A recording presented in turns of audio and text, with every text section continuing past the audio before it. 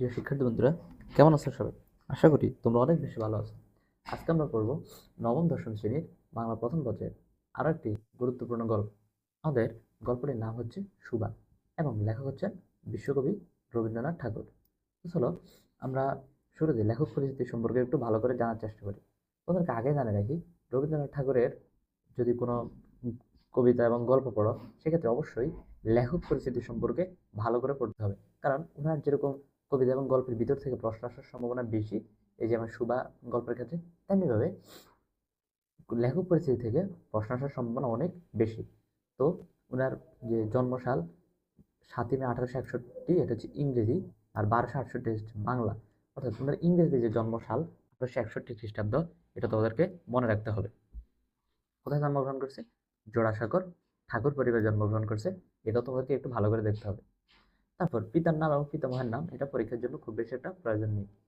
কত বছর বয়সে বনফুল কাব্য প্রকাশিত হয়, এটা তোমাদের জন্য অনেক বেশি গুরুত্বপূর্ণ।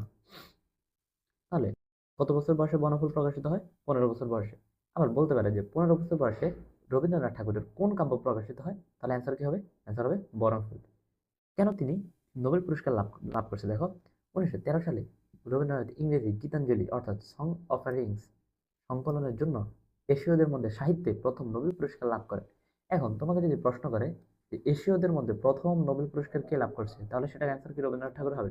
না, সেটার অ্যান্সার রবীন্দ্রনাথ ঠাকুর হবে না। কিন্তু এভাবে যদি প্রশ্ন করে যে এশীয়দের মধ্যে সাহিত্যে, এই যে সাহিত্যে প্রথম কে নোবেল পুরস্কার লাভ করছে, তাহলে সেটা হবে রবীন্দ্রনাথ ঠাকুর। এবং কত সালে? 1913 সালে। অর্থাৎ এশিয়ার মধ্যে রবীন্দ্রনাথ ঠাকুরের আগে অনেকে নোবেল পুরস্কার পেয়েছে, কিন্তু সাহিত্যে রবীন্দ্রনাথ ঠাকুরের আগে কেউ নোবেল পুরস্কার পায় নাই এশীয়দের মধ্য থেকে। এরপর কি বলছে দেখো, বস্তুত তার একক সাধনায় বাংলা ভাষা ও সাহিত্য সকল শাখায় দ্রুত উন্নতি লাভ করে এবং বিশ্ব দরবারে গৌরবের আসনে প্রতিষ্ঠিত হয়। আবার তিনি কি ছিলেন? একাধারে সাহিত্যিক ছিলেন, দার্শনিক ছিলেন, শিক্ষাবিদ ছিলেন, সুরকার, নাট্যপ্রযোজক, অভিনেতা। তো এগুলো তোমাদের প্রয়োজন নেই। তোমাদের প্রয়োজন কি দেখো, অজস্র মানে অনেক বেশি রচনার মধ্যে মানসী, তারপর সোনার তরী, এরপর চিত্রা, কল্পনা, খনিকা, বলাকা, পুনশ্চ, চোখের বালি, গোরা, ঘরের বাইরে, যোগাযোগ, শেষের কবিতা, এই যেগুলো কি ওনার উল্লেখযোগ্য কি প্রবন্ধ। তো এগুলা সবগুলোর নাম তোমরা পড়বা। বিশেষ করে এই যে ডাকঘর, এটা পড়তে হবে, খনিকা পড়তে হবে, চোখের বালি, তারপরে ঘরে বাইরে, এই যে এগুলা এগুলো ভালো করে পড়তে হবে, আর বাকিগুলো একটু দেখতে হবে। তো তারপর দেখো, 1941 খ্রিস্টাব্দের 7 আগস্ট কলকাতায় শেষ নিঃশ্বাস ত্যাগ করেন, মানে মৃত্যুবরণ করেন। কত সালে? 1941 খ্রিস্টাব্দে। এটা হচ্ছে ইংরেজি সাল। তো এই ছিল আমাদের লেখক পরিচিতি। লেখক পরিচিতি আমরা যেগুলো দাগে রাখছি, সেগুলো পড়লে আমাদের পরীক্ষার জন্য কি এনাফ হবে। তো চলো আমরা সামনে যাই বা আমাদের গল্পটা শুরু করি। আচ্ছা, এই গল্পে মূলত কি পড়া হবে? এই গল্প আমরা দেখব যে একটা বোবা মেয়েকে, বোবা মেয়ের সম্পর্কে আলোচনা করা হয়েছে। মানে এমন একটা মেয়ের সম্পর্কে আলোচনা করা হয়েছে যে মেয়েটা কি কথাই বলতে পারে না। তারপর দেখো, শুরু করছে এখানে, মেয়েটির নাম যখন সুভাষিনী রাখা হইয়াছিল, তখন কে জানিত সে বোবা হইবে। অর্থাৎ যখন তার জন্ম হয়, সুভার জন্ম হয়, তখন তার নাম রাখা হয়েছিল কি? সুভাষিনী। সু মানে হচ্ছে সুন্দর বা মিষ্টি, ভাষিনী মানে হচ্ছে ভাষার অধিকারী। অর্থাৎ যে হচ্ছে সুন্দর ভাষার অধিকারী, অর্থাৎ সুন্দর করে কথা বলতে পারে, সেটা হচ্ছে তার নাম কি? সুভাষিনী। মানে সুভাষিনীর নাম রাখা হয়েছিল। আর সুভাষিনী নামের অর্থ কি? সুভাষিনী নামের অর্থ হচ্ছে যে সুন্দর করে কথা বলতে পারে। কিন্তু তার যখন সে বড় হয়, তখন বোঝা গেল কি যে সুভাষিনী কথাই বলতে পারে না। অর্থাৎ তার নাম রাখা হয়েছে যে সুন্দর ভাষার অধিকারী, কিন্তু সে কি কথাই বলতে পারে না, অর্থাৎ সে বোবা। তো এই জন্য বলছে যে যখন তার নাম সুভাষিনী রাখা হয়, তখন কে জানতো সে বোবা হইবে। তাহার মানে কার? সুভার দুটি বড় বোনকে সুকেশিনী ও সুহাসিনী নাম দেওয়া হয়েছিল। তাই মিলের অনুরোধে তাহার বাপ ছোট মেয়েটির নাম সুভাষিনী রাখে। অর্থাৎ বড় একটা বোনের নাম কি ছিল? সুকেশিনী। আরেকটার নাম কি? সুহাসিনী। সুকেশিনী মানে হচ্ছে কেশ, কেশ মানে হচ্ছে চুল। অর্থাৎ সুকেশিনী মানে হচ্ছে সুন্দর চুলের অধিকারী, আর সুহাসিনী মানে হচ্ছে সুন্দর হাসির অধিকারী। অর্থাৎ যার চুল সুন্দর তাকে বলা হয় সুকেশিনী, আর যার হাসি সুন্দর তাকে বলা হয় সুহাসিনী। মানে এগুলো হচ্ছে নাম, মানে নামের অর্থ হচ্ছে এগুলা। তো এজন্য মিল মানে মিলের অনুরোধে, মানে মিল রাখার জন্য, যেমন এই দুই বোনের সাথে মিল রাখার জন্য সুভার নাম রাখা হয়েছে সুভাষিনী। এখন সকলে তাহাকে সংক্ষেপে সুভা বলে ডাকে। নাম হচ্ছে সুভাষিনী, আর সংক্ষেপে কি ডাকে? সুভা বলে ডাকে। দেখো, কি বলছে, দস্তুর মত অনুসন্ধান এবং অর্থ ব্যয় বড় দুটি মেয়ের বিবাহ হইয়া গেছে, এখন ছোটটি পিতামাতার নীরব হৃদয় ভারের মতো বিরাজ করিতেছে। দস্তুর মতো মানে কি? দস্তুর মতো মানে হচ্ছে যথেষ্ট। আর অনুসন্ধান মানে কি? অনুসন্ধান মানে হচ্ছে খোঁজ খোঁজ করা, মানে যথেষ্ট খোঁজ করার পরে এবং অর্থ ব্যয় মানে অনেক টাকা ব্যয় বড় দুটি মেয়ের কি বিবাহ হয়ে গেছে, মানে সুবার বড় দুই বোনের সুকেশিনী এবং সুহাসিনীর কি বিবাহ হয়ে গেছে, এখন ছোটটি পিতামাতার পিতামাতার নীরব হৃদয় ভারের মতো বিরাজ করিতেছে। ছোটটি বলতে কে? ছোটটি বলতে হচ্ছে সুভাষিনী বা শুভা। নীরব হৃদয় ভার, হৃদয় ভার মানে কি? হৃদয় ভার মানে হচ্ছে হৃদয়ের কষ্ট। হৃদয় ভার মানে কি? হৃদয় ভার মানে হচ্ছে হৃদয়ের কষ্ট। আর নীরব মানে কি? মানে হচ্ছে যে হৃদয়ের কষ্টটা কি অন্যকে বলা যায় না। আর বিরাজ করিতেছে মানে অবস্থান করিতেছে, মানে হচ্ছে বড় দুইটা বোনের বিবাহ হয়ে গেছে, কিন্তু ছোটটি বা সুবা পিতামাতার যে নীরব হৃদয় ভার বা মানে নীরব কষ্টের মতো কি অবস্থান করতেছে বা বাস করতেছে। তো দেখো, যে কথা কয় না সে যে অনুভব করে ইহা সকলের মনে হয় না, এই জন্য তাহার সাক্ষাতেই সকলে তাহার ভবিষ্যৎ সম্বন্ধে দুশ্চিন্তা প্রকাশ করিত। যে কথা কয় না সে যে অনুভব করে, এটা মানে হচ্ছে ধরো শুভা তো কথা বলতে পারে না, তো সবাই কি ভাবে যে শুভা কোনো কিছু অনুভবও করতে পারে না, মানে কোনো কিছু বুঝেও না, এই জন্য সবাই শুভার সামনেই শুভার সম্পর্কে অনেক কি নেগেটিভ কথা বলতো, যেমন শুভার বিয়ে হবে কিভাবে, কখন বিয়ে হবে, অনেক বয়স হয়ে যাচ্ছে, এগুলো কি শুভার সামনে তারা কি বলা বলি করতো। কিন্তু তারা ভাবতো এগুলো শুভার সামনে বলুক আর পিছে বলুক, শুভা কি আমরা যেগুলো আলোচনা করি এগুলো শুভা বুঝতে পারে না। কিন্তু মানুষ এটা বুঝে না যে যে কথা কয় না, যে কথা বলতে পারে না, সে যে অনুভব করে বা সে যে বুঝতে পারে অনুধাবন করতে পারে, ইহা সকলের মনে হয় না।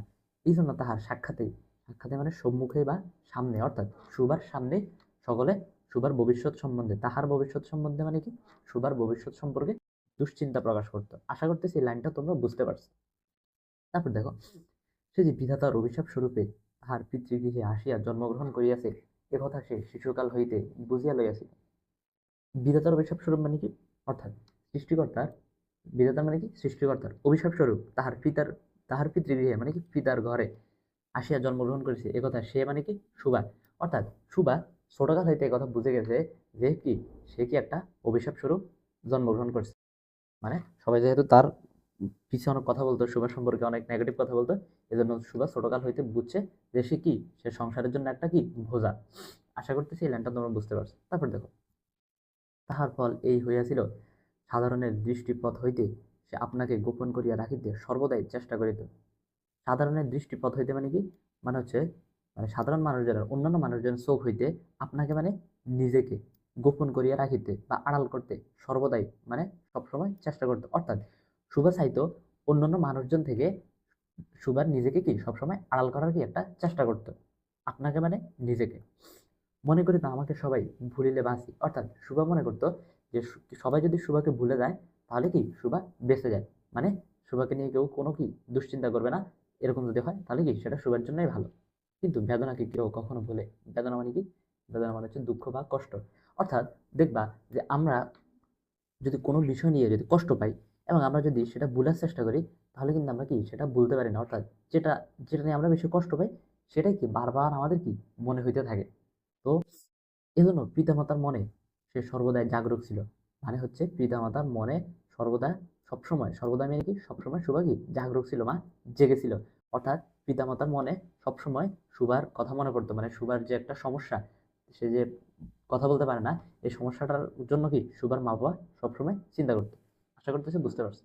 তারপর দেখো, বিশেষত মানে কি বিশেষ করে তাহার মা, কার মা? সুভার মা তাহাকে নিজের একটা ত্রুটি স্বরূপ দেখিতেন। কেননা মাতা পুত্র অপেক্ষা কন্যাকে নিজের অংশরূপে দেখেন, কন্যার কোনো অসম্পূর্ণতা দেখিলে সেটি যেন বিশেষ রূপে নিজের লজ্জার কারণ বলিয়া মনে করেন। অর্থাৎ মা নিজেকে ত্রুটি স্বরূপ মানে কি দোষ স্বরূপ, সুভার মা মনে করতো যে সুভার মায়ের কোনো দোষের জন্য সুভার সুভার কথা বলতে পারে না বা সুভার এই অবস্থা হয়েছে। কেননা মানে হচ্ছে মাতা মা পুত্র অপেক্ষা, অর্থাৎ ছেলেরা যদি কোনো দোষ করে তাহলে মারা কিন্তু কখনো এটা মানে কি নিজের কোনো মানে নিজের দোষ মনে করে না, মনে করে যে এটা অন্য কারণে হয়েছে। কিন্তু মেয়েরা যদি কোনো দোষ করে তাহলে মায়েরা সবসময় মনে করে যে এটা আমার ভুলের জন্য হয়েছে। এজন্য বলছে কি কন্যাকে নিজের অংশরূপে দেখেন, মানে কি নিজের মতো দেখে। কন্যারা মেয়েদের মধ্যে কোনো দোষ ত্রুটি থাকলে মায়েরা মনে করে এটা কি তার ভুলের জন্য হয়েছে। কন্যার কোনো অসম্পূর্ণতা মানে কি কোনো দোষ ত্রুটি বা খারাপ দিক দেখলে সেটা যেন বিশেষ রূপে নিজের লজ্জার কারণ বলিয়া মনে করে। অর্থাৎ মারা কি মেয়েদের কোনো ভুল হইলে বা মেয়েদের কোনো দোষ ত্রুটি হইলে মায়েরা নিজেরাই লজ্জা পায়। বরঞ্চ কন্যার পিতা বাণীকণ্ঠ, এই যে এখানে এটা ইম্পর্টেন্ট। বাণীকণ্ঠকে, বাণীকণ্ঠ হচ্ছে সুভার পিতা। এটা এমসিকিউর জন্য অনেক বেশি ইম্পর্টেন্ট। সুভাকে তাহার অন্য মেয়েদের অপেক্ষা যেন একটু বেশি ভালোবাসিতেন, অর্থাৎ বাণীকণ্ঠ সুকেশিনী এবং সুহাসিনীর তুলনায় সুভাকে কি একটু বেশি ভালোবাসত। কিন্তু মাতা তাহাকে নিজের গর্বের কলঙ্ক জ্ঞান করিয়া তাহার প্রতি বড় বিরক্ত ছিলেন। অর্থাৎ সুভার মা মনে করতো যে কি সুভা, সুভার মায়ের কি গর্বের কোনো কলঙ্ক বা কোনো দোষ জ্ঞান করিয়া তাহার প্রতি বড় বিরক্ত ছিলেন। জ্ঞান করিয়া মানে কি, মনে করিয়া। তাহার প্রতি, কার প্রতি? সুভার প্রতি কে বড় বিরক্ত ছিল? কে? সুভার মা। তারপর দেখো, সুভার কথা ছিল না, কিন্তু তাহার সুদীর্ঘ পল্লব বিশিষ্ট বড় বড় দুটি কালো চোখ ছিল এবং তাহার ওষ্ঠাধর ভাবের আভাস মাত্রে কুচি কিশোলার মতো কাঁপিয়া উঠিত। সুদীর্ঘ মানে কি? সুদীর্ঘ মানে হচ্ছে বড়। পল্লব বিশিষ্ট মানে কি? মানে হচ্ছে পাতা বিশিষ্ট, অর্থাৎ চোখের পাপড়ি। সুভার চোখের পাপড়িগুলো কি অনেক বড় বড় ছিল। আর কি ছিল? দুটি কালো চোখ ছিল। সুদীর্ঘ পল্লব বিশিষ্ট মানে বড় বড় পাপড়ি বিশিষ্ট দুটি কালো কালো চোখ ছিল। ওষ্ঠাধর মানে কি? ওষ্ঠাধর মানে হচ্ছে ঠোঁট। ভাবের আভাস মাত্রে, অর্থাৎ ভাবের আভাস মাত্রে মানে কি? কথা, যখন কথা বলতে যাইতো সুভা কুচি কিশোলার মতো কাঁপিয়া উঠিত। কিশোলা মানে কি? পাতা। অর্থাৎ ভাবের আভাস মাত্রে বা সুভা যখন কথা বলতে যাইতো তখন তার কি, ওষ্ঠাধর মানে কি? ঠোঁট। ঠোঁট কি কুচি পাতার মতো, কিশোলা মানে কি? পাতা। কুচি পাতার মতো বা কাঁচা পাতার মতো কি কেঁপে উঠতো যখন সুভা ভাবের আভাস মাত্রে বা কথা বলার চেষ্টা করতো। আশা করতেছি এই পর্যন্ত তোমরা বুঝতে পারছো। তারপর আমরা সামনে যাই। কথায় আমরা যে ভাব প্রকাশ করি সেটা আমাদিগকে অনেকটা নিজের চেষ্টায় গড়িয়া লইতে হয়। কতকটা তর্জমা করার মতো সকল সময়ে সঠিক, সকল সময় কি হয় না, ঠিক হয় না। ক্ষমতার অভাবে অনেক সময় ভুলও হয়। মানে বলতেছে কবি বা লেখক বলতেছে যে কথায় আমরা যে যে ভাব প্রকাশ করি বা আমরা যে কথা বলতে যাই অনেক সময় নিজের চেষ্টা গড়িয়ে লইতে হয়। অর্থাৎ কথা বলার আগে আমাদের কি কি একটু ভাবতে হয়, একটু ভেবে চিন্তে আমাদের কি কথা বলতে হয়। যেমন আমরা যদি কোনো কোথাও বক্তৃতা দিতে যাই তাহলে কি আমাদেরকে আগে থেকে কি একটু ভেবে নিতে হয়। কতকটা তর্জমা করার মতো, তর্জমা মানে কি? তর্জমা মানে হচ্ছে অনুবাদ বা ট্রান্সলেশন করার মতো। মানে কি? মানে আগে থেকে আমরা যদি কোনো কিছু ভেবে বলি তাহলে সেটা কি অনেকটা কি অনুবাদ করার মতো হয়ে যায়। সকল সময় ঠিক হয় না, অর্থাৎ কথা বলতে গেলে কি অনেক সময় আমাদের কি ভুলও হয়ে যায়। ক্ষমতার অভাবে অনেক সময় ভুলও হয়। কিন্তু কালো চোখকে কিছু তর্জমা করিতে হয় না। কালো চোখ মানে বুঝেছে এখানে চোখের কথাই বলছে। কালো চোখ মানে কি? চোখ। অর্থাৎ চোখকে কিছু কি তর্জমা বা অনুবাদ করতে হয় না। মন আপনি তাহার উপরে ছায়া পেলে, ভাব আপনি তাহার উপরে কখনো প্রসারিত, কখনো মুদিত হয়, কখনো উজ্জ্বলভাবে জ্বলিয়া ওঠে। এই যে এখানে কি বলছে? মন আপনি তাহার উপর ছায়া ফেলে মানে কি? মানে হচ্ছে আমরা চোখ দিয়ে যখন কিছু দেখি তখন কিন্তু আমাদেরকে আগে থেকে কিছু ভাবা লাগে না। চোখ দিয়ে যখন আমরা কিছু দেখি তখন অটো কিন্তু আমরা কিছু একটা বুঝতে পারি। যেমন কখনো চোখ প্রসারিত হয়, যেমন আনন্দময় কিছু দেখলে বা আমরা শান্তির কিছু দেখলে কি মানে আমাদের চোখ কি অনেক বড় বড় হয়ে যায়। আবার মুদিত হয় মানে কি? মানে হঠাৎ করে কখনো কি চোখ বন্ধ হয়ে যায়, মানে আগে থেকে কোনো কিছু ভাবতে হয় না। কথা বলার আগে বা কোথাও বক্তৃতা দেওয়ার আগে আমাদেরকে কি যেরকম ভাবতে হয়, কিন্তু চোখ দিয়ে কোনো কিছু ভাব প্রকাশ করতে গেলে কি মানে আমাদেরকে আগে থেকে কিছু ভাবতে হয় না। যেমন কখনো চোখ প্রসারিত বা বড় হয়ে যায়, কখনো চোখ কি হঠাৎ কি বন্ধ হয়ে যায়। মন আপনি মানে আপনা আপনি মানে নিজে নিজে চোখের উপর কি ছায়া ফেলে, অর্থাৎ কি আমরা কি মানে আগে থেকে কোনো কিছু কি মানে সবকিছু কি মানে চোখের সবকিছু আমাদের অটো হয়ে যায়। কোনো কিছুকে আগে থেকে ভাবতে হয় না। যেমন ভালো কিছু দেখলে কি আমরা সাথে সাথে হেসে ফেলি, আবার খারাপ কিছু দেখলে কি আমরা সাথে সাথে মন খারাপ করে ফেলি। মানে মন অটো চোখের উপর কি ছায়া ফেলে, কখনো উজ্জ্বলভাবে জ্বলিয়ে ওঠে। অর্থাৎ চোখ কি অনেক সময় উজ্জ্বলভাবে জ্বলিয়ে ওঠে। মানে এখানে কখনো তো চোখে আর আলো জ্বালা সম্ভব না, কিন্তু এখানে বোঝানো হচ্ছে যে মানে ভালো কিছু দেখলে কি আমরা চোখের মধ্যে কি একটা আনন্দ আসে, কখনো ম্লানভাবে নিভিয়ে আসে। অর্থাৎ দুঃখের কিছু দেখলে কি মানে মনে হয় যেন কি চোখ কি বন্ধ হয়ে যায় এরকম। কখনো অস্তমান চন্দ্রের মতো অনিমেষভাবে চাহিয়া থাকে। আচ্ছা, অনিমেষভাবে মানে কি? অনিমেষভাব হচ্ছে পলকহীনভাবে। অর্থাৎ অনেক সময় কি মানে আমরা বারবার চোখের পলক ফেলি না, অনেক সময় কি মানে আমরা পলকহীনভাবে অনেকক্ষণ কোনো কিছুর দিকে কি তাকাই থাকি। অস্তমান চন্দ্রের মতো মানে কি? মানে হচ্ছে চাঁদের মতো। অস্তমান মানে কি? মানে যে চাঁদটা কি আস্তে আস্তে চলে যাচ্ছে। কখনো দ্রুত চঞ্চল বিদ্যুতের মতো দিকবিদিক ঠিকরিয়া ওঠে। দিকবিদিক মানে কি? চারদিকে। আর ঠিকরিয়া ওঠে মানে কি? মানে হচ্ছে ছড়িয়ে পড়ে। অর্থাৎ দ্রুত চঞ্চল বিদ্যুতের মতো মানে কি? বিদ্যুৎ যেরকম হঠাৎ করে আসে, তো চোখের ক্ষেত্র কি এরকম হঠাৎ করে কি চোখ কি কোনো কিছু দেখলে কি চারদিকে কি তাকাইতে পারে। মুখের ভাব বই আজন্মকাল যাহার অন্য ভাষা নাই, তাহার চোখের ভাষা অসীম উদার এবং অতল স্পর্শ গভীর, অনেকটা স্বচ্ছ আকাশের মতো। বই মানে কি? বই মানে হচ্ছে ব্যতীত। আজন্মকাল মানে কি জন্ম থেকে, অর্থাৎ জন্ম থেকে যার কি কোনো যার কি মুখের ভাষা নেই, তাহার চোখের ভাষা কি অসীম উদার। অর্থাৎ সে যেহেতু ছোটবেলা থেকে কথা বলতে পারতেছে না, সুভা কথা বলে কিভাবে? সুভা তার চোখের মাধ্যমে কথা বলে। যেহেতু সে মুখে কথা বলতে পারতেছে না, এজন্য যেহেতু ছোটবেলা থেকে বা আজন্মকাল থেকে যার মুখের ভাষা নেই, এজন্য তার চোখের ভাষা কি অসীম উদার, মানে কি চোখে দেখতে দেখতে কি সে এখন কি চোখ দিয়ে দেখলে কি অনেক কিছু বুঝতে পারে। অতল স্পর্শ গভীর। অতল স্পর্শ মানে কি? মানে হচ্ছে যে তলকে কি স্পর্শ করা যায় না, মানে তার চোখের যে ভাষা, চোখের ভাষা, চোখ দিয়ে কোনো কিছু বোঝার যে ক্ষমতা, সেটা এত গভীর, সেটা কি স্পর্শ করা যায় না। অনেকটা স্বচ্ছ আকাশের মতো। স্বচ্ছ আকাশ মানে কি? মানে হচ্ছে পরিষ্কার আকাশের মতো। অর্থাৎ আকাশ পরিষ্কার থাকলে যেরকম আমরা সবকিছু পরিষ্কার দেখি, তেমনি ভাবে শুভ কি চোখ দিয়ে কি সবকিছু বুঝতে পারে। উদয়াস্ত এবং ছায়ালোকের নিস্তব্ধ রঙ্গভূমি। উদয়াস্ত মানে কি? মানে একই সাথে উদয় হয়, আবার একই সাথে কি অস্ত যায়। ছায়ালোকের মানে কি? ছায়া মানে হচ্ছে অন্ধকার, আর আলোক, লোক মানে হচ্ছে আলোক। অর্থাৎ অন্ধ ও আলো শুভার চোখে একই সাথে মানে কি উদয় এবং কোনো কিছু উদয় এবং অস্ত যায়। আবার একই সাথে কি ছায়া এবং আলো, নিস্তব্ধ রঙ্গভূমি। রঙ্গভূমি মানে কি? মানে হচ্ছে নাটকের ভূমি বা নাট্যমঞ্চ। এটা কিসের কথা বলা হয়েছে? এটা সুভার চোখের কথা বলা হয়েছে। অর্থাৎ এটাই বোঝাচ্ছে যে সুভা তার চোখের মাধ্যমে কি মানে সব কিছুই বুঝতে পারে। যেমন উদয় অস্ত, উদয় বুঝতে পারে, অস্ত বুঝতে পারে, ছায়া বুঝতে পারে, আলো বুঝতে পারে। মানে কি সুভা তার চোখের মাধ্যমে সব কিছু বুঝতে পারে। এই বাক্যহীন মানুষের মধ্যে বৃহৎ প্রকৃতির মধ্যে একটা বিজন মহত্ব আছে। বাক্যহীন মানুষ মানে কি? মানে হচ্ছে বোবা মানুষ। কে? এই যে সুবার কথা বলতেছে, মানে সুবার মতো যারা বোবা আছে, তাদের মধ্যে কি বৃহৎ প্রকৃতির মতো, এই যে প্রকৃতি যেরকম বিশাল কিন্তু কোনো কথা বলতে পারে না, তেমনি ভাবে এই যে বোবা মানুষগুলোও কি মানে তারাও কি কারোর সাথে কি কথা বলতে পারে না। একটা বিজন। বিজন মানে কি? বিজন মানে হচ্ছে যেখানে কি কোনো জনমানব নাই বা জনমানব শূন্য একটা কি বিজন মহত্ব আছে। অর্থাৎ প্রকৃতির যেরকম একটা কি একটা দাম আছে বা মহত্ব আছে, কথা বলতে পারে না, তেমনি ভাবে এই যে বাক্যহীন মানুষগুলোর কি একটা দাম আছে। এই জন্য সাধারণ বালক বালিকারা তাহাকে এক প্রকার ভয় করিত, তাহার সহিত খেলা করিত না। মানে অন্য যেসব বালক বালিকারা কথা বলতে পারতো, তারা কি সুভার সাথে কি মিশতো না, সুভাকে কি এক প্রকার ভয় করতো। সুভার সহিত, তাহার সহিত মানে কি সুভার সাথে কি করতো না? খেলা করতো না। সে নির্জন দ্বিপ্রহরের মতো শব্দহীন এবং সঙ্গীহীন। দ্বিপ্রহর মানে কি? দ্বিপ্রহর মানে হচ্ছে দুপুর।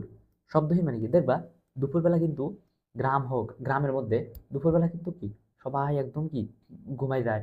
মানে কোনো পাখির ডাক থাকে না, রাস্তার মধ্যে কোনো গাড়ি ঘোড়া থাকে না, সবকিছু কি একদম কি শব্দহীন এবং সঙ্গীহীন। কে সঙ্গীহীন? মানে প্রকৃতি কি একদম সঙ্গীহীন হয়ে যায়। তো এরকম শুভার কথা বলছে যে শুভ মানে সবসময় কি দুপুরের মতো, নির্জন দ্বিপ্রহরের মতো সবসময় কি শব্দহীন এবং সঙ্গীহীন। শুভার কোনো কি মানব সঙ্গী নেই, আবার কি শব্দহীন বা কোনো কি কথা নেই। কিসের মতো? দুপুরের মতো। এরপর বলতেছে দেখো, গ্রামের নাম চণ্ডীপুর। এটা কিসের নাম? এটা হচ্ছে সুবাদের গ্রামের নাম। তাহলে সুবাদের গ্রামের নাম কি? চণ্ডীপুর। নদীটি বাংলাদেশের একটি ছোট নদী। গৃহস্থঘরের মেয়েটির মতো বহুদূর পর্যন্ত তাহার প্রসার নহে। নিরলসা তন্বী নদীটি আপন কুল রক্ষা করিয়া কাজ করিয়া যায়। তাহলে নদীটি কিসের ছোট নদী? বাংলাদেশের ছোট নদী। গৃহস্থ ঘরের মেয়েটির মতো মানে কি? গৃহস্থ ঘরের মেয়েটি মানে হচ্ছে সুভার মতো, অর্থাৎ ঘরের মেয়েটির মতো বহুদূর পর্যন্ত তাহার প্রসার নয়। মানে সুভার যেরকম প্রসার শুধুমাত্র প্রকৃতির মাঝে, সুভা যেরকম সবার সাথে মিশতে পারে না, সুভার আহ, কি সুভার সবার সাথে যেরকম মিশতে পারে না, তেমনি ভাবে নদীটার প্রসার কি বেশি দূর পর্যন্ত না। অর্থাৎ নদীটাও কি একটা ছোট নদী বা সংকীর্ণ নদী, যেরকম সুভা সবার সাথে মিশতে পারে না, বা সুভার সঙ্গেও কি একটা কি লিমিটের মধ্যে। নিরলসা, নিরলসা মানে কি? মানে যেটা অলস না। অর্থাৎ নদী কি সবসময় কি বয়ে চলে। তন্বী, তন্বী মানে কি? চিকন নদীটি আপন কুল, আপন মানে কি নিজের, কুল মানে কি নিজের, মানে পার, কুল রক্ষা করিয়া কাজ করিয়া যায়। অর্থাৎ মানে কি নদী সবসময় কি বয়ে যায়। নদীর কাজ কি? কাজ মানে হচ্ছে নদী সবসময় কি বয়ে যায়। দুই ধারের গ্রামের সকলের সঙ্গে তাহার যেন একটা না একটা সম্পর্ক আছে। দুই ধার মানে কি? অর্থাৎ নদীর কি দুইটা পাড় থাকে, দুই পাড়ের গ্রামের সকলের সঙ্গে কি নদীর সম্পর্ক আছে। এই সম্পর্কটা কি? মানুষ হচ্ছে কি নদীর মধ্যে মাছ ধরে, অনেকে কি গোসল করে, এরকম একটা সম্পর্ক আছে। দুই ধারে লোকালয়, দুই ধার মানে কি? দুই পাড়ে। লোকালয় মানে কি? মানুষের বাসা। লোকালয় মানে কি? লোকের আলয় বা মানুষের বাসা। এবং তরুচ্ছায়াঘন, তরুচ্ছায়াঘন মানে কি? মানে গাছের ছায়াঘন উচ্চ তট। তট মানে কি? তট মানে হচ্ছে নদীর পাড়। নিম্নতল দিয়া গ্রামলক্ষ্মী স্রোতস্বিনী আত্মবিস্তৃত দ্রুত পদক্ষেপে প্রফুল্ল হৃদয়ে আপনার অসংখ্য কল্যাণ কার্যে চলিয়াছে। আচ্ছা, নিম্নতল দিয়ে মানে কি? মানে উপরে তো পাড়, আর নিচ দিয়ে গ্রাম লক্ষ্মী মানে কি, এখানে নদীটাকে কি গ্রাম লক্ষ্মী বলা হয়েছে, কারণ কি সে গ্রামের মানুষকে অনেক উপকার করে। স্রোতস্বিনী মানে কি, স্রোতস্বিনী মানে কিন্তু নদী, অর্থাৎ গ্রাম লক্ষ্মী নদীটা আত্মবিস্তৃত দ্রুত পদক্ষেপে মানে কি দ্রুত চলে যায়। প্রফুল্ল হৃদয় মানে কি, মানে আনন্দিত হৃদয়, আপনার অসংখ্য কল্যাণ কার্যে চলিয়াছে।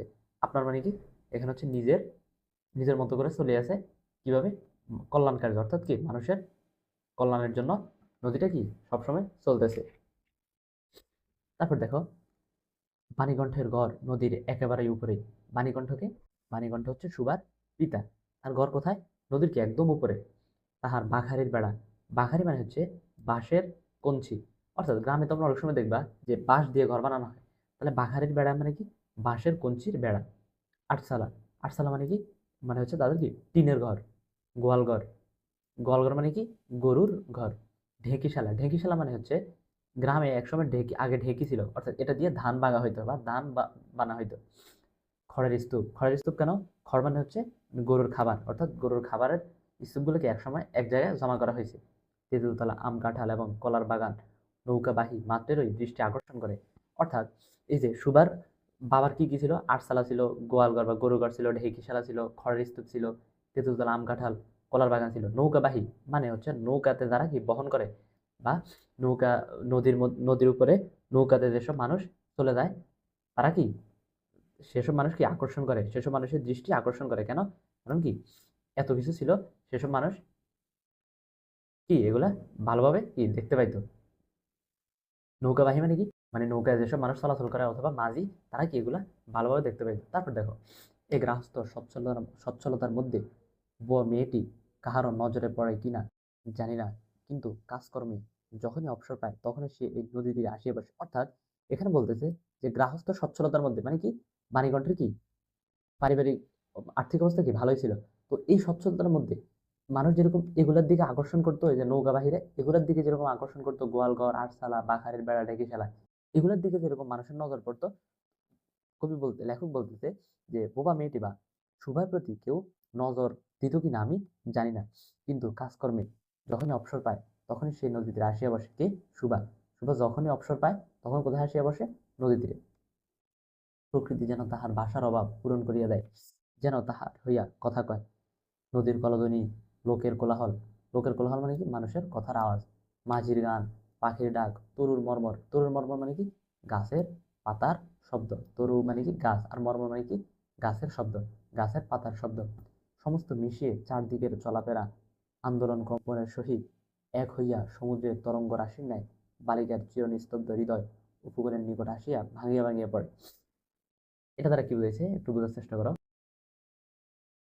এই যে সমুদ্রের তরঙ্গ রাশি মানে কি, সমুদ্রের তরঙ্গ রাশি মানে হচ্ছে সমুদ্রের ঢেউ। সমুদ্রের তরঙ্গ রাশি মানে কি, সমুদ্রের ঢেউ। তো সমুদ্রের ঢেউ যেরকম উপকূলে, উপকূলে মানে কি সমুদ্রের তীরে আসিয়া, সমুদ্রের ঢেউগুলা যেমন সমুদ্রের তীরে এসে পড়ে, তেমনি ভাবে এই যে পাতার শব্দ, তারপর মাঝির গান, পাখির ডাক, এগুলো কি, এগুলা বালিকার চিরনিস্তব্ধ হৃদয়। অর্থাৎ চিরনিস্তব্ধ হৃদয় মানে কি, যে হৃদয় কি কোনো একদম কি সবসময় নিস্তব্ধ, অর্থাৎ আসিয়া ভাঙিয়া ভেঙে পড়ে কোথায়, সুভার হৃদয় আসে, ভাঙিয়ে ভেঙে পড়ে বা সুভার হৃদয় আসে, এগুলো লাগে কোনটা, এই যে গাছের শব্দ, তারপর মাঝির গান, পাখির ডাক, এগুলোও কি সুভা কি বুঝতে পারে। এরপর দেখো, প্রকৃতির এই বিবিধ শব্দ, বিবিধ শব্দ মানে কি নানা ধরনের শব্দ, যেমন এই যে তরুর মর্মর, পাখির ডাক, মাঝির গান, কোলাহল এবং বিচিত্র গতি, ইহাও বোবার ভাষা, বড় বড় চক্ষু পল্লব বিষ্ট সুভার যে ভাষা, তাহারই একটি বিশ্বব্যাপী বিস্তার। মানে কি, এই যে প্রকৃতির যে শব্দ, এগুলোর কি কোনো কথা আছে, পাখির কি কোনো কথা আছে না। তো এই যে এগুলার যে শব্দ, ইহাও কি বোবার ভাষা, অর্থাৎ এগুলা যেরকম কথা বলতে পারে না, তেমনি কি বোবারাও কি কথা বলতে পারে না, অর্থাৎ এই ভাষার কি বোবার ভাষা সেম। বড় বড় চক্ষু পল্লব বিষ্ট সুবার, চক্ষু পল্লব বিষ্ট সুবার মানে চোখের পাতাগুলো কি বড় বড় ছিল, যে ভাষা তাহারই একটি বিশ্বব্যাপী বিস্তার। অর্থাৎ সুবার যেহেতু কোনো ভাষা ছিল না, তেমনি ভাবে এই যে প্রকৃতি, এগুলোর কি কোনো ভাষা নেই। বিশ্বব্যাপী বিস্তার মানে কি সারা বিশ্বে তো প্রকৃতি আছে, তো তেমনি ভাবে বলতেছে যে তাহলে কি এই যে ভাষাগুলো কি সারা বিশ্বেই ছড়াই আছে, কোনগুলা, তরুর মর্মর, পাখির গান, কোলাহল। তারপর দেখো, ঝিল্লির অপূর্ণ তৃণভূমি হইতে শব্দাতীত নক্ষত্রলোক পর্যন্ত কেবল ইঙ্গিত, ভঙ্গি, সঙ্গীত, ক্রন্দন এবং দীর্ঘ নিঃশ্বাস। ঝিল্লির অপূর্ণ মানে কি, জোনাকি ঝিঝি পোকার আওয়াজপূর্ণ তৃণভূমি মানে কি, অর্থাৎ যে ভূমিতে কি গাছপালা আছে, সে জিল্লিরপূর্ণ সেই ভূমি হইতে শব্দাতীত, শব্দাতীত মানে হচ্ছে যেখানে কি কোনো শব্দ নেই, শব্দাতীত মানে কি যেখানে শব্দ নেই, নক্ষত্রলোক অর্থাৎ কি মানে শব্দাতীত নক্ষত্রলোক মানে যে নক্ষত্রে কি কোনো শব্দ নাই পর্যন্ত কেবল ইঙ্গিত, ভঙ্গি, সঙ্গীত, ক্রন্দন এবং দীর্ঘ নিঃশ্বাস। মানে হচ্ছে এই যে ঝিল্লির অপূর্ণ তৃণভূমি থেকে শুরু করে নক্ষত্র পর্যন্ত যেরকম কি কোনো ভাষা নাই, শুধুমাত্র কি ইঙ্গিত, শুধু ভঙ্গি, ক্রন্দন, ক্রন্দন মানে কি কান্না এবং কি দীর্ঘ নিঃশ্বাস। তেমনি ভাবে সুগার ভাষাও কি এগুলোর মতো সেম ছিল। আশা করতেছি এই পর্যন্ত বুঝতে পারছি। তারপর আমরা সামনে যাই। এবং মধ্যাহ্নে মানে কি দুপুরে, যখন মাঝিরা জেলেরা খাইতে যাইতো, গৃহস্থেরা ঘুমাইতো, পাখিরা ডাকিত না, খেয়া নৌকা বন্ধ থাকিত, স্বজন জগৎ সমস্ত কাজকর্মের মাঝখানে সহসা থামিয়া গিয়া ভয়ানক বিজন মূর্তি ধারণ করিত। যখন কি গ্রামে যখন কি দুপুর হয় তখন কি মাঝিরা জেলেরা খাইতে যাইতো, গৃহস্থেরা মানে ঘরের লোকজনেরা কি করতো ঘুমাইতো, তখন কি দুপুরে পাখিও কি ডাকতো না। আর খেয়া নৌকা মানে কি ছোট নৌকা কি থাকতো বন্ধ থাকতো। স্বজন স্বজন মানে কি স্বজন জগৎ মানে কি পুরো পৃথিবী সমস্ত কাজকর্মের মাঝখানে সহসা মানে হঠাৎ করে কি থামিয়া গিয়া ভয়ানক বিজন মূর্তি, বিজন মানে কি হচ্ছে যেখানে কোনো জনমানব নাই, অর্থাৎ পুরো প্রকৃতিটা এমন হয়ে যায় যে কোনো জনমানব নাই, একদম কি নিস্তব্ধ, এরকম কি মানে মূর্তির মতো কি ধারণ করতে কে পুরা প্রকৃতি। তখন রুদ্র মহাকাশের তলায় কেবল একটি বোবা প্রকৃতি এবং একটি বোবা মেয়ে মুখোমুখি চুপ করিয়া বসিয়া থাকিত, একজন সুবিস্তীর্ণ রৌদ্রে আরেকজন ক্ষুদ্র তরুচ্ছায়। রুদ্র মহাকাশের তলা মানে কি রুদ্র মানে হচ্ছে গরম, অর্থাৎ দুপুরবেলা কি অনেক গরম পড়ে, মহাকাশের তলা আকাশের নিচে কি দুপুরে অনেক কি গরম পড়ে। তখন প্রকৃতির মধ্যে কে থাকতো, একটা বোবা প্রকৃতি, শুধু কি গাছপালাগুলো থাকতো, কোনো মানুষজন থাকতো না, প্রকৃতি একদম একা একা থাকতো। তো বোবা প্রকৃতি মানে কি প্রকৃতি কোনো কি কথা বলতে পারে না, এই জন্য বলছে বোবা। এবং একটি বোবা মেয়ে কে শুভা, অর্থাৎ দুপুরবেলা সবাই ঘুমাইতো, কেউ থাকতো না, তখন প্রকৃতির মধ্যে শুধুমাত্র কে থাকতো বোবা মেয়েটা থাকতো এবং কি চারপাশে প্রকৃতি থাকতো, চুপ করিয়া বসিয়া থাকিত, একজন সুবিস্তীর্ণ রৌদ্রে। সুবিস্তীর্ণ রৌদ্রে মানে কি মানে রোদের নিচে কে প্রকৃতি, আর একজন ক্ষুদ্র তরুচ্ছায়া, তরুচ্ছায়া মানে কি গাছের ছায়া, কে এটাকে ক্ষুদ্র তরুচ্ছায়া কে বসতো সুবা, আর সুবিস্তীর্ণ রৌদ্রে কে বসে থাকতো বা চুপ করে থাকতো কে প্রকৃতি। আশা করতেছি এ পর্যন্ত বুঝতে পারছি। তারপর আমরা সামনে যাই। কি বলছে দেখো, সুবার যে গুটিকত অন্তরঙ্গ বন্ধুর দল ছিল না তাহা নয়। অন্তরঙ্গ মানে কি অন্তরঙ্গ মানে হচ্ছে গভীর বন্ধুত্ব, গুটিগত মানে কি মানে কয়েকটা, অর্থাৎ সুভাষ যে মানে একদম বন্ধু ছিল না তা কিন্তু না। গোয়ালের দুটি গাভী, গোয়ালের মানে কি মানে গরুর ঘরের দুটি গাভী, তাহাদের নাম সর্বশী ও পাঙ্গুলি। তারা গাভী দুটার নাম কি ছিল, একটার নাম ছিল সর্বশী আর একটার নাম কি পাঙ্গুলি, এটা এমসিকিউর জন্য ইম্পর্টেন্ট। সে নাম বালিকার মুখে তাহারা কখনো শুনে নাই, অর্থাৎ সুভা তো কথা বলতে পারে না, সুভা মনে মনে এই দুটার নাম দিয়েছে কি সর্বশী আর একটার নাম দিয়েছে কি পাঙ্গুলি। কিন্তু সেই নাম তাহারা তাহারা মানে কারা, এই যে সর্বশেষ পাঙ্গুলি, এই নামটা কি কখনো শুনতে পারে না, কারণ কি সুভা কথা বলতে পারে না। কিন্তু তাহার পদশব্দ তাহারা চিনিত, পদশব্দ মানে কি পায়ের আওয়াজ, অর্থাৎ সুভা কিন্তু কথা বলতো না, কিন্তু সুভার পায়ের যে আওয়াজ, সেই আওয়াজটা কি সর্বশেষ এবং পাঙ্গুলি বুঝতে পারত। তাহার কথায় একটা করুণ সুর ছিল, তাহার মর্ম তাহারা ভাষার অপেক্ষা সহজে বুঝিত। করুণ সুর মানে কি, অর্থাৎ মানে কি একদম কি করুণ সুর মানে নিরীহ সুর ছিল কার, সুবান। তাহার মর্ম, মর্ম মানে কি গুরুত্ব, যে করুণ সুর ছিল এই সেটার গুরুত্ব তাহারা মানে কি সর্বশেষ পাঙ্গুলি ভাষার অপেক্ষা সহজে বুঝিত। অর্থাৎ মানুষ কথা বললে সর্বশেষ পাঙ্গুলি যতটা না বুঝে, এই যে সুবার যে একটা করুণ সুর ছিল, নিরীহ সুর ছিল, সেটা সর্বশেষ পাঙ্গুলি কি ভালো বুঝতে পারত। সুবা কখন তাহাদের আদর করিতেছে, কখন বৎসনা করিতেছে, বৎসনা মানে কি কখন বকা দিচ্ছে, কখন মিনতি করিতেছে, মিনতি মানে কি কোনো অনুরোধ করা, কার নিকট, সর্বশেষ পাঙ্গলের নিকট অনুরোধ করা, মিনতি মানে অনুরোধ, তাহা তাহারা মানুষের অপেক্ষা ভালো বুঝিতে পারিত। অর্থাৎ মানুষের ভাষা, মানুষ সুবার ভাষা যতটা না বুঝতো, সর্বশেষ পাঙ্গলি কি সুবার ভাষা কি আরো ভালো করে বুঝতে পারতো। সুবা গোয়ালে ঢুকিয়া দুই বাহুর দ্বারা সর্বশীর গ্রীবা বেষ্টন করিয়া তাহার কানের কাছে আপনার গণ্ডদের ঘর্ষণ করিত। বাহুর দ্বারা মানে কি হাতের দ্বারা, সর্বশীকে এটা হচ্ছে গরু বা গাভী, গ্রীবা, গ্রীবা মানে কি ঘাড়, অর্থাৎ ঘাড় বা গলা, বেষ্টন করিয়া মানে সুভা যখন গোয়ালে যাইতো তখন কি সর্বশীর কি ঘাড় একদম কি মানে জড়াই নিত, মানে ঘাড়ের মধ্যে বা তার কি গলা ধরে হাত দিয়ে কি গলা ধরে থাকতো। কানার কাছে আপনার গণ্ডদেশ, গণ্ডদেশ মানে হচ্ছে কি গাল, আপনার মানে কি মানে হচ্ছে সুবা, সে কি নিজের গাল ঘর্ষণ করতো কোথায়? গরুর কানের কাছে। আঙ্গুলি স্নিগ্ধ দৃষ্টিতে তাহার প্রতি নিরীক্ষণ করিয়া তাহার গা ছাড়িত। স্নিগ্ধ দৃষ্টিতে মানে কি? মানে হচ্ছে কোমল দৃষ্টিতে তাহার প্রতি, কার প্রতি? সুভার প্রতি নিরীক্ষণ করিয়া মানে কি? মানে ভালোভাবে তাকায় থাকতো আর সুভার কি গা ছাড়তো। বালিকার দিনের মধ্যে নিয়মিত 3 বার করিয়া গোয়াল করা যাইত। তাহলে এটা এমসিকিউর জন্য অনেক বেশি ইম্পর্টেন্ট যে কয়বার গোয়াল করা যাইত? কয়বার? 3 বার। সুভা কয়বার গোয়াল করা যাইত নিয়মিত? অর্থাৎ সে নিয়মিত 3 বার যাইতই গোয়াল করে। তাহা ছাড়া অনিয়মিত আগমনও ছিল, অর্থাৎ 3 বার সে রুটিন করে যাইতো, কিন্তু এর বেশিও ছিল, মানে 3 বারের কম যাইতো না। এরপর দেখো, গৃহে যেদিন কোনো কঠিন কথা শুনিত সেদিন সে অসময়ে তাহার এই মুখ বন্ধু দুটির কাছে আসিত। গৃহে মানে কি? ঘরে। অর্থাৎ ঘরে যখন সুভাকে বকা দিত, যে সুভার যে কথা বলতে পারে না, এগুলো নিয়ে যখন কোনো কথা হইতো, তখন সে কি অসময়ে, অর্থাৎ রুটিন ছাড়াই তাহার এই মুখ, মুখ মানে কি? বোবা, অর্থাৎ গরুরও কি কোনো কথা ছিল না, এই বোবা বন্ধু দুইটার কাছে কি আসতো? শুভা আসতো। তাহার সহিষ্ণুতা পরিপূর্ণ বিষাদ শান্ত দৃষ্টিপাত হইতে তাহারা কি একটা অন্ধ অনুমান শক্তির দ্বারা বালিকার মর্ম বেদনা যেন বুঝিতে পারিত। দৃষ্টিপাত মানে কি? মানে হচ্ছে সুভার চেহারা দেখে বুঝতে পারতো। বিষাদ শান্ত মানে কি? বিষাদ মানে হচ্ছে কি? বিষাদ শান্ত, তারপরে সহিষ্ণুতা পরিপূর্ণ মানে হচ্ছে তারা সুভার এমন একটা ব্যথা দেখতো। বিষাদ শান্ত মানে হচ্ছে ব্যথা, মানে সুভার দৃষ্টিতে, মানে সুভার মধ্যে এমন একটা ব্যথা দেখতে পাইতো, বা ধৈর্য পরিপূর্ণ একটা ব্যথা দেখতে পাইতো। তাহারা কি একটা অন্ধ অনুমান শক্তির দ্বারা, অর্থাৎ গরু দুইটা কি বুঝতে পারতো যে সুভা এমন ব্যথা পাইছে, যেটা কি সে ধৈর্য ধরে সুভা কি সবকিছু সহ্য করতেছে। বালিকার মর্মবেদনা, অর্থাৎ সুভার যে ব্যথা ছিল সেগুলাকে গরু দুইটা কি বুঝতে পারতো, এবং সুভার গা ঘেঁষিয়া আসিয়া অল্পে অল্পে তাহার বাহুতে সিং ঘষিয়া ঘষিয়া তাহাকে নির্বাক ব্যাকুলতার সহিত সান্ত্বনা দিতে চেষ্টা করিত। অর্থাৎ যখন যেদিন সুভা কি কোনো কটু কথা শুনতো, বা সুভার যে ব্যথা তারা যখন দেখতে পাইতো, তখন কি তারা সুভার গা ঘেঁষিয়ে আসে দাঁড়াইতো তাহার বাহুতে বা সুভার হাতে, কি সিং ঘষে তাকে নির্বাক, অর্থাৎ কথা ছাড়া, নির্বাক মানে কি? কথা ছাড়া ব্যাকুলতার সহিত, মানে গরু দুটো কি সান্ত্বনা দিতে চেষ্টা করিত। কিভাবে? কথাহীন। নির্বাক মানে কি? মানে হচ্ছে বাক্যহীন বা কথা ছাড়া, গরু তার কথা বলতে পারে না, তো গরু দুটো এমনভাবে সান্ত্বনা দিতে চেষ্টা করতো যে সান্ত্বনার মধ্যে কি কোনো কথা ছিল না।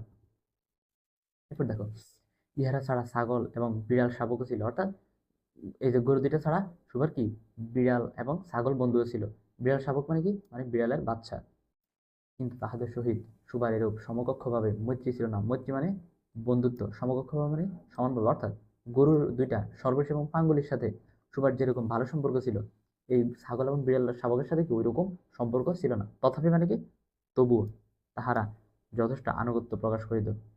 কার প্রতি? সুভার প্রতি। বিড়াল শিশুটি দিনে এবং রাত্রে যখন তখন সুভার গরম কোলটি নিঃসংকোচ অধিকার করিয়া সুখ নিদ্রার আয়োজন করিত। নিঃসংকোচ মানে কি?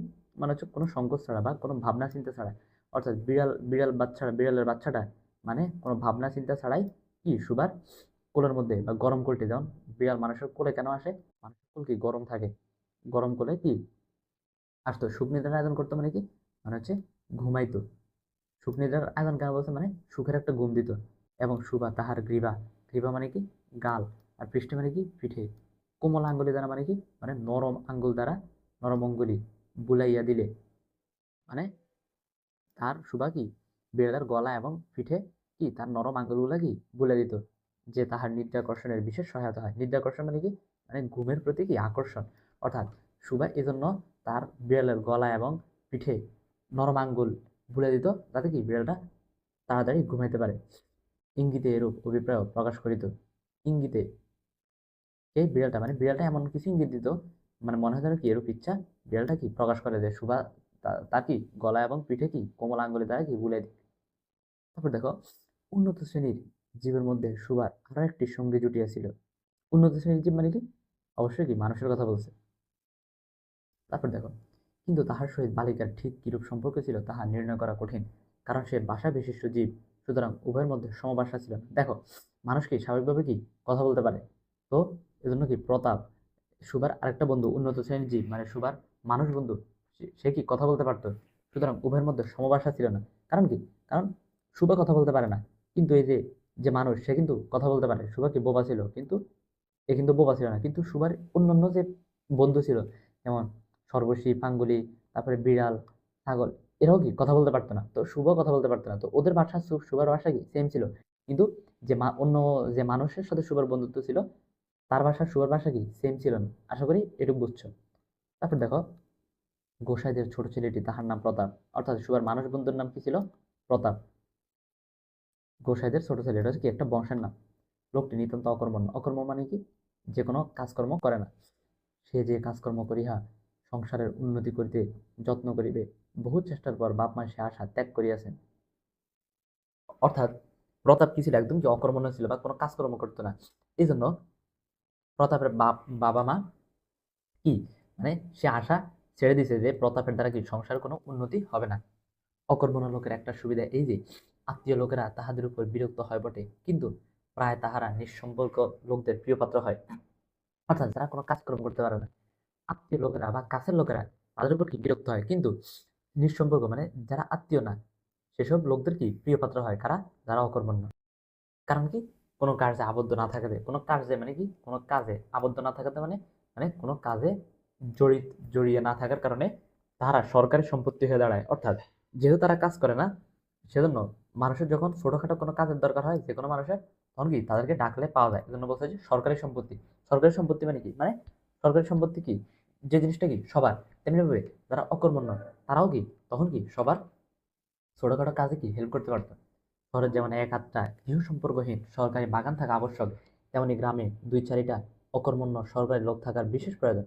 অর্থাৎ শহরে যেমন এক আধটা মানে কি, মানে বিশেষ কয়েকটা গৃহ সম্পর্কহীন সরকারি বাগান, অর্থাৎ শহরে যেসব বাগানগুলো আছে এগুলো কি ঘরের সাথে সে বাগানগুলোর কি কোনো সম্পর্ক নেই, অর্থাৎ সে বাগানগুলো কি অনেক দূরে দূরে অবস্থিত। সরকারি বাগান ওগুলো কি অবশ্যই মালিক সরকার, থাকা আবশ্যক মানে দরকার। তেমনি গ্রামে কি দরকার?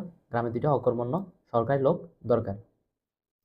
কাজে কর্মে আমোদে অবসরে যেখানে একটা লোক কম পড়ে, আমোদে মানে কি, মানে যে কোনো আনন্দে, অবসরে যেখানে একটা লোক কম পড়ে সেখানেই তাহাদিওকে হাতের কাছে পাওয়া যায়। কাদেরকে? অকর্মণ্য লোকদেরকে। প্রতাপের প্রধান শখ কি ছিল? ছিপ পেলিয়ে মাছ ধরা। ছিপ মানে কি? ছিপ মানে হচ্ছে বড়শি। অর্থাৎ সে কি নদীর পাড়ে মাছ ধরতে পছন্দ করত। ইহাতে অনেক সময় সহজে কাটানো যায়। অপরাহ্নে, অপরাহ্নে মানে কি, বিকেলে নদীতে ইহাকে প্রায় এই কাজে নিযুক্ত দেখা যাইত। ইহাকে মানে প্রতাপকে। এবং এই উপলক্ষে সুভার সহিত তাহার প্রায় সাক্ষাৎ হইত। কোন উপলক্ষে? এই যে মাছ ধরতে আসতো, এই জন্য সুভার সাথে কি তার দেখা হইতো। সে যে কোনো কাজেই নিযুক্ত থাক, একটা সঙ্গী পাইলে প্রতাপ ভালো থাকে। অর্থাৎ যে যে কাজেই নিযুক্ত থাক না কেন, প্রতাপের পাশে যখন কেউ থাকে তখন কি প্রতাপ ভালো থাকে। মাছ ধরার সময় বাক্যহীন সঙ্গী সর্বাপেক্ষা শ্রেষ্ঠ। কেন? কারণ মাছ ধরার সময় যখন আমরা কথা বলবো, তখন যদি আমরা কথা বলি তাহলে কিন্তু যারা মাছ ধরে তাদের কিন্তু অনেক অসুবিধা হয়। কি? কথার মাছ আওয়াজ পেলে কি, মাছ আওয়াজ পেলে কি মাছ আর ধরা সম্ভব হয় না। এজন্য বলছে কি বাক্যহীন সঙ্গী সর্বাপেক্ষা শ্রেষ্ঠ। কখন? মাছ ধরার সময়। তো বাক্যহীন সঙ্গীকে, সুবা হচ্ছে বাক্যহীন, মানে সুবা কোনো কথা বলতে পারতো না। এই জন্য প্রতাপ সুবার মর্যাদা বুঝিত। এই জন্য সকলেই সুবাকে সুবা বলিত। প্রতাপ আরেকটু অতিরিক্ত আদর সংযোগ করিয়া সুবাকে সু বলিয়া ডাকিত। তাহলে প্রতাপ সুবাকে কি বলে ডাকতো? প্রতাপ সুবাকে সু বলে ডাকতো। সুবা তেঁতুল তলায় বসিয়া থাকিত এবং প্রতাপ অনতি দূরে চিপ ফেলিয়া জলের দিকে চাহিয়া থাকিত। সুবা কোথায় বসে থাকতো? সুবা তেঁতুল তলায় বসে থাকতো। অনতি দূরে মানে কি, মানে বেশি দূরে না। ছিপ ফেলিয়া জলের দিকে চাহিয়া থাকিত। জলের দিকে মানে কি, পানির দিকে। তারপর দেখো, প্রতাপের জন্য একটি করিয়া পান বরাদ্দ ছিল, সুবা তাহা নিজে সাজিয়া নিত। তাহলে প্রতাপের জন্য যে পান বানায় আনতো, এটা কে বানায় আনতো? সুবা নিজের হাতে বানায় আনতো। এবং বোধ করি মানে কি, মনে করি বা মনে হয়, অনেকক্ষণ বসিয়া বসিয়া চাহিয়া ইচ্ছা করিত প্রতাপের কোনো একটা বিশেষ সাহায্য করিতে, একটা কোনো কাজে লাগিতে, কোনো মতে জানাইয়া দিতে যে এই পৃথিবীতেও সেও একজন কম প্রয়োজনীয় লোক নহে। এটা কে? এটা হচ্ছে সুবা। অর্থাৎ সুবার মনে হইতো যে আমি যদি প্রতাপের কোনো কাজে যদি সাহায্য করতে পারতাম, এবং আমি যদি বুঝাতে পারতাম যে পৃথিবীতে আমারও কি প্রয়োজন আছে, অর্থাৎ বোবা মানুষেরও কি পৃথিবীতে প্রয়োজন আছে, তাহলে কি সুবার কাছে ভালো লাগতো। কিন্তু কিছুই করিবার ছিল না। কিন্তু সুভার কি তাতে কিছু করার ছিল না, কারণ কি সুভা কোনো কাজ করতে পারতো না বা প্রতাপকে কোনো কি সাহায্য করতে পারতো না। তখন সে মনে মনে বিধাতার কাছে মানে সৃষ্টিকর্তার কাছে অলৌকিক ক্ষমতা প্রার্থনা করিত। অলৌকিক ক্ষমতা মানে কি, মানে হচ্ছে এমন ক্ষমতা যেটা কি সাধারণ মানুষের মধ্যে কি সবসময় থাকে না। মন্ত্র করা সহসা এমন একটা আশ্চর্য কাণ্ড ঘটাইতে ইচ্ছা করিত, যাহা দেখিয়া প্রতাপ আশ্চর্য হয়ে যাইত। বলিত, তাই তো, আমাদের সুবীর যে এত ক্ষমতা তাহা তো জানিতাম না। অর্থাৎ শুভ মনে মনে কল্পনা করতেছে যে আমি যদি মন্ত্র বলে বা ধর্মীয় কোনো কিছুর বলে যদি এমন একটা কিছু পাইতাম, আশ্চর্য একটা কাজ ঘটাই দিতে পারতাম, যে যাতে কি প্রতাপ কি অবাক হয়ে যায়, কিন্তু সুভা কি সেটা করতে পারতো না। মনে করো, অর্থাৎ সুভা কল্পনা করতেছে, সুভা যদি জলকুমারী হইতো, আস্তে আস্তে জল হইতে উঠিয়া একটা সাপের মাথার মণি ঘাটে রাখিয়া যাইত। প্রতাপ তাহার তুচ্ছ মাছ ধরা রাখিয়া সে মানিক লইয়া জলে ডুব মারিত। অর্থাৎ সুভা মনে মনে কল্পনা করতেছে যে আমি যদি জলকুমারী বা জলপরী হইতাম, তাহলে আমি জলের নিচে ডুব দিতাম, আর কি একটা মাথার মণি, সাপের মাথার মণি কি ঘাটে বা পুকুরের নদীর পাড়ে, ঘাটে মানে কি নদীর পাড়ে রাখতো। এরপরে প্রতাপ কি মাছ ধরা ফেলে দিত, তখন সে মণি দেখতো, তখন কি আর কি মাছ ধরার প্রতি কোনো কি লোভ থাকতো না, সেটা মাছ ধরা রাখিয়া সে মানিক লইয়া, মানে কি মাথার মণি, সাপের মাথার মণি লইয়া জলে কি ডুব দিত। এবং পাতালে মানে কি, পাতালে মানে হচ্ছে পানির নিচে গিয়া দেখিত রূপার অট্টালিকায় সোনার পালঙ্কে কে বসিয়া। রূপার অট্টালিকা মানে কি, অট্টালিকা মানে হচ্ছে দালান বা বিল্ডিং এ, আর রূপার মানে কি, মানে হচ্ছে রূপা দ্বারা তৈরি সেই বিল্ডিং। সোনার পালঙ্কে মানে কি, পালঙ্ক মানে হচ্ছে খাট, আর সোনার মানে কি, মানে স্বর্ণ দ্বারা নির্মিত খাটে কে বসিয়া। আমাদের বাণীকণ্ঠের ঘরের সেই বোবা মেয়ে সু, আমাদের সু সেই মণিদীপ্ত গভীর নিস্তব্ধ পাতালপুরীর একমাত্র রাজকন্যা। অর্থাৎ এটা বুঝাইছে যে সুভা মনে মনে কল্পনা করতেছে যে আমার যদি এরকম হইতো, যে আমি কি আহ, সাপের মাথার মণি পাইতাম, এরপর সেটা ঘাটে রাখতাম, তারপরে কি নিচে গিয়া নিচে চলে যেতাম, পানির নিচে চলে যেতাম। আবার কি প্রতাপ পানির নিচে যাইতো, প্রতাপ পানির নিচে গিয়ে কি দেখতো, দেখতো যে পানির নিচে কে বসে আছে, সুভা বসে আছে, পাতালপুরীর মানে কি পানির নিচে একমাত্র রাজকন্যা। এরপর দেখো, তাহা কি হইতে পারিত না, তাহা কি এত অসম্ভব। অর্থাৎ সুভা মনে মনে কল্পনা করতেছে যে কি এটা কি হওয়া কি এতটাই অসম্ভব, যে আমি রাজকন্যা হয়ে যাবো, এটা কি এতই অসম্ভব। আসলে কিছু অসম্ভব নয়, কিন্তু তবুও সু প্রজাশূন্য পাতালের রাজবংশে না জন্মিয়া বাণীকণ্ঠের ঘরে আসিয়া জন্মিয়াছে, এবং গোসাইদের ছেলে প্রতাপকে কিছুতেই আশ্চর্য করিতে পারিতেছে না।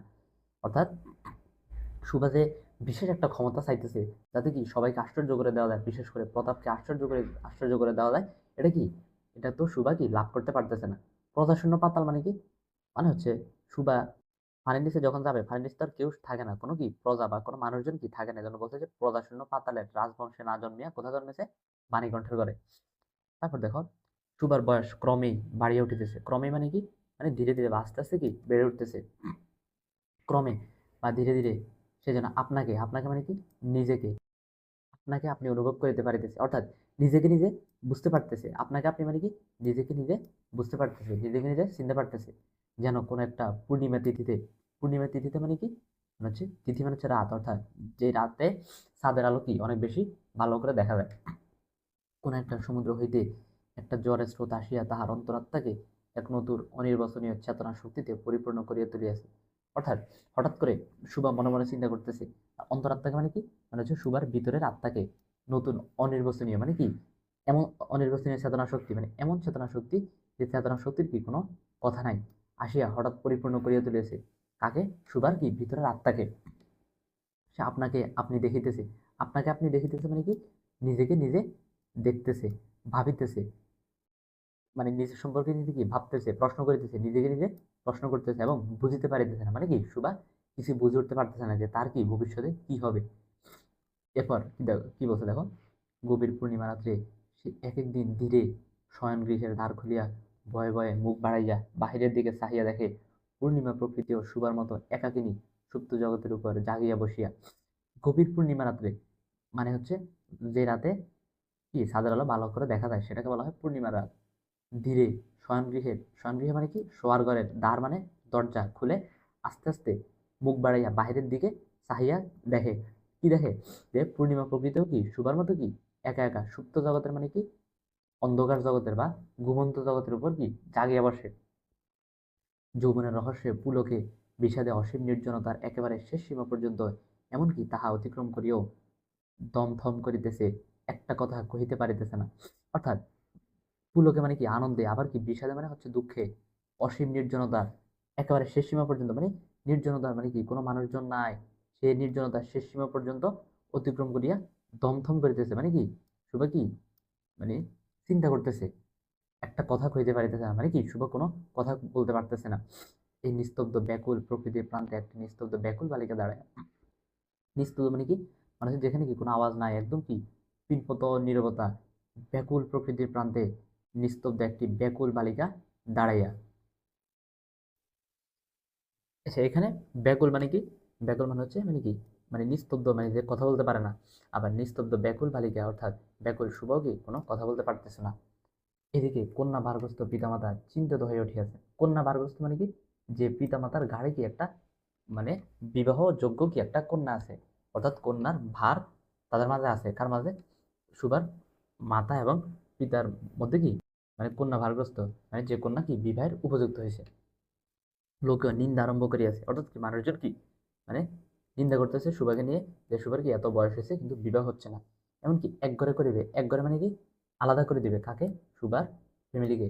এমন জনরব, জনরব মানে কি, মানে মানুষজনের কথাবার্তাও কি শোনা যায়। বাণীকণ্ঠের সচ্ছল অবস্থা, বাণীকণ্ঠকে সুভার পিতা। সচ্ছল অবস্থা মানে কি, মানে হচ্ছে অর্থনৈতিকভাবে কি, মানে অবস্থা ভালো, দুই বেলায় মাছ ভাত খায়, এই জন্য তাহার শত্রু ছিল। মানে কি, মানে একটু ধনী লোকের কি সমাজে কি শত্রু থাকে। স্ত্রী পুরুষের বিস্তর, বিস্তর মানে কি, মানে হচ্ছে বিস্তারিত পরামর্শ হইল। কিছুদিনের মতো বাণী বিদেশে গেল। বাণীকে বাণীকণ্ঠ বা সুভার পিতা। অবশেষে ফিরিয়া আসিয়া কহিল, চলো কলিকাতায় চলো। মানে সে কি কিছুদিনের কিছুদিনের জন্য কোথায় গেছে? কলকাতায় গেছে। আর ওখান থেকে ফিরে এসে কি বলতেছে, যে হ্যাঁ আমরা এখন কি কলকাতায় চলে যাবো, মানে কি এলাকা ছেড়ে চলে যাবো। তারপর দেখো,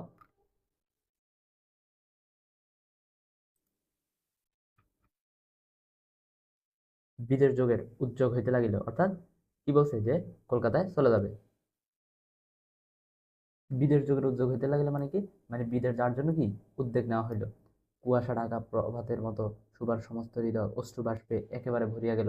অশ্রুবাষ্পে মানে কি, চোখের পানিতে, অর্থাৎ সুবার কি সমস্ত হৃদয় একদম কি চোখের পানিতে ভরে গেছে। প্রভাত মানে কি, প্রভাত মানে হচ্ছে সকাল, অর্থাৎ কুয়াশা ঢাকা প্রভাতে যেরকম কিছু কি দেখা যায় না, তেমনিভাবে সুবার হৃদয় কি একবারে অশ্রুতে ভরে গেছে। সুবা কি করবে বুঝতে পারতেছে না। একটা অনির্দিষ্ট আশঙ্কা বসে। সে কিছুদিন হইতে ক্রমাগত নির্বাক জন্তুর মতো তাহার বাপ মায়ের সঙ্গে সঙ্গে পীড়িত ডাগর চক্ষু মিলিয়া তাহাদের মুখের দিকে চাহিয়া কি একটা বুঝিতে চেষ্টা করিত, কিন্তু তাহারা কিছু বুঝাইয়া বলিতেন না। মানে আশঙ্কা মানে কি, ভয়। তো অনির্দিষ্ট আশঙ্কা কি জন্য বলছে, যে সুবা কোথায় যাবে, কি হবে। সুবার ভয় লাগতেছে, ভয় ভয় লাগতেছে, কিন্তু মানে সে ভয়টা মানে কেমন হবে, সুবার কি বিয়ে হবে নাকি, কি জন্য বিদেশ যাচ্ছে, কোথায় যাচ্ছে, এগুলো কি সুবা বিস্তারিত জানে না। এই জন্য বলছে যে অনির্দিষ্ট আশঙ্কা। আশঙ্কার বশে সে কিছুদিন তো ক্রমাগত নির্বাক জন্তুর মতো, মানে কি যে জন্তু কি কথা বলতে পারে না, তাদের মতো করে কি শুধু কি বাপ বাপ মায়ের সঙ্গে কি ফিরতো, মানে সে সে লাস্ট কদিন থেকে শুধু বাপ মায়ের সঙ্গেই কি থাকে। ডাগর চক্ষু মানে কি, বড় বড় চক্ষু মিলিয়া তাহাদের মুখের দিকে চাহিয়া কি একটা বুঝতে চেষ্টা করিত, কিন্তু তাহারা কিছু বুঝে বলিতেন না। অর্থাৎ সবসময় কি, মানে বিদেশ যাওয়ার কথা শোনার পর থেকে শুধু মা বাপের কি মুখের দিকে তাকায় থাকতো, কিন্তু মা বাপ কি সুভাকে কিছু কি বিস্তারিত বলতো না। ইতিমধ্যে, ইতিমধ্যে মানে কি, হঠাৎ করে একদিন অপরাহ্নে, বিকেলে, অপরাহ্নে মানে কি বিকেলে, ছিপ ফেলিয়া মানে বসি ফেলে প্রতাপ হাসিয়া কহিল, কিরে সু, তোর নাকি বর পাওয়া গেছে, তুই বিয়ে করতে যাচ্ছিস, দেখিস আমাদের ভুলিস নে। বলে আবার মাছের দিকে মনোযোগ করিল। মর্মবিদ্ধ হরিণী ব্যাধের দিকে যেমন করিয়া তাকায়, নীরবে বলিতে থাকে, আমি তোমার কাছে কি দোষ করিয়াছিলাম। সুভা তেমনি করিয়া প্রতাপের দিকে চাইল। মর্মবিদ্ধ হরিণী মানে কি, অর্থাৎ যে হরিণীটাকে কি শিকার করা হয়েছে, বা আঘাতপ্রাপ্ত হরিণী। ব্যাধের দিকে মানে কি, শিকারের দিকে, অর্থাৎ হরিণী যেরকম শিকারের দিকে তাকায় কিন্তু কিছু বলতে পারতেছে না, কিছু বলে উঠতে পারতেছে না, বা বললে কোনো লাভ নাই, তেমনি ভাবে সুভা নীরবে প্রতাপের দিকে তাকায় থাকে, আর মনে মনে বলতে থাকে, আমি কি দোষ করিয়াছিলাম। সুভা তেমনি করিয়া প্রতাপের দিকে চাহিল। সেদিন গাছের তলায় আর বসিল না, মানে কি সুভা কষ্টে গাছের তলা থেকে বা নদীর পাড় থেকে কি উঠে চলে গেছে। বাণীকণ্ঠ নিদ্রা হইতে উঠিয়া, বাণীকণ্ঠকে সুভার পিতা, নিদ্রা হইতে মানে কি ঘুম হইতে উঠে শয়নগৃহে, শয়নগৃহে মানে কি শোয়ার ঘরে তামাক খাইতেছিল। সুভা তাহার পায়ের কাছে বসিয়া তাহার মুখের দিকে চাহিয়া কাঁদিতে লাগিল। কার পায়ের কাছে? বাণীকণ্ঠের বা সুভার পিতার পায়ের কাছে বসে মুখের দিকে থাকে কি, মুখের দিকে তাকাই কাঁদতে লাগলো। অবশেষে তাহাকে সান্ত্বনা দিতে গিয়ে বাণীকণ্ঠের শুষ্ক কপলে অশ্রু গড়াইয়া পড়িল।